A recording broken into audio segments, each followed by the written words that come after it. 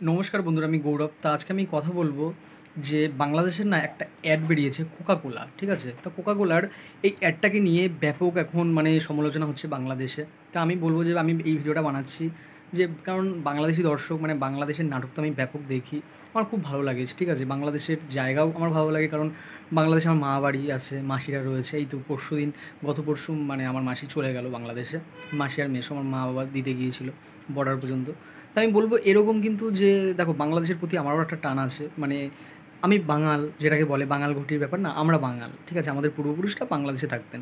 তা যাই হোক, বাংলাদেশের প্রতি আমার অনেক ভালোবাসা আছে। তা আমি বলবো এই যে বাংলাদেশের নাটক তো আমি দেখি, এখানে জীবন ভাই, শিমুল ভাই আর আরেকজন রয়েছে যে পুনর্জন্মতে না তিনি অভিনয় করেছিলেন একটা বাচ্চা করে আমাদের বয়সী।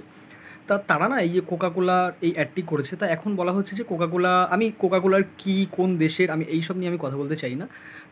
তারা অ্যাডটা করেছে, এই অ্যাডটার জন্য যে দর্শকরা বলছে যে আমরা তাকে বয়কট করব, তা এটা বলছে।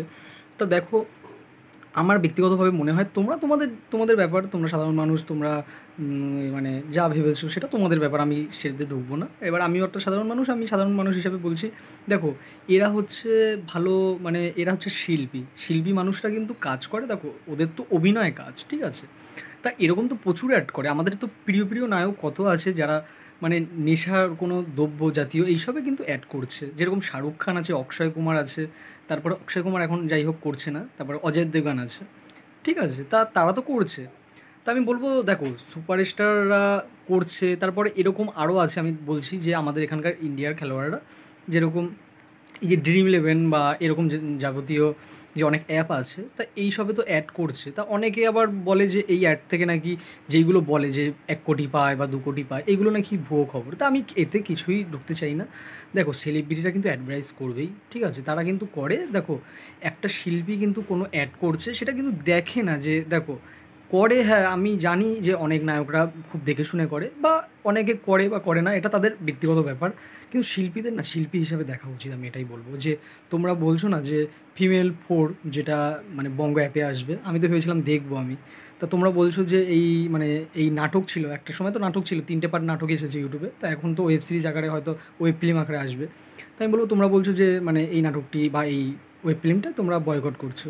দেখো ভাই, আমি বলি, তোমাদের এই বাংলাদেশের এত কাজ আমাদের ইন্ডিয়াতেও কিন্তু ভালো লাগে, যার জন্য কিন্তু অপূর্ব নিঃস্ব, চঞ্চল চৌধুরী, মোশাররফ করিমকে কিন্তু আমাদের এই ওয়েস্ট বেঙ্গলের সরি, আমাদের ওয়েস্ট বেঙ্গলের মানুষ কিন্তু প্রচুর ভালোবাসে, ঠিক আছে? তা তোমরা যদি এরকম তোমাদের নিজেদের মানে শিল্পীদের এরকম করো, দেখো নিজেদের থেকে যদি ভালোবাসা যদি কেউ না পায়, আস্তে আস্তে কিন্তু তারা হারিয়ে যাবে, তারা আমাদের এখানকার থেকেও হারিয়ে যাবে। তা আমার এটাই বলার ছিল। তোমাদের ব্যাপার, এবার তোমাদের দেশের ব্যাপার, ঠিক আছে? আমি এটাই বলবো। আমি এটা দেখলাম হট করে, আমার মানে ইউটিউবে আমি আসলো, কারণ আমি তো প্রচুর বাংলাদেশি নাটক দেখি, তাই এগুলো আমার আসে। আমার বাংলাদেশি নাটক ব্যাপক লাগে, আমি বলবো।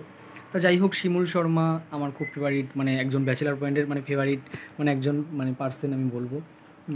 তা জীবন ভাই, তিনিও ব্যাচেলার পয়েন্ট করেছেন। তা তাদের নিয়ে এরকম কথা হচ্ছে, আমি জানি না, তারা তো শিল্পী। এবার বয়কট বয়কট করছে। দেখো, পাঠান যখন এই আমাদের এখানে এসেছিলো, পাঠান সিনেমা সিনেমা বলে কিন্তু শাহরুখ খানকে নিয়ে কিন্তু অনেকে বয়কট বয়কট করেছিল, ঠিক আছে?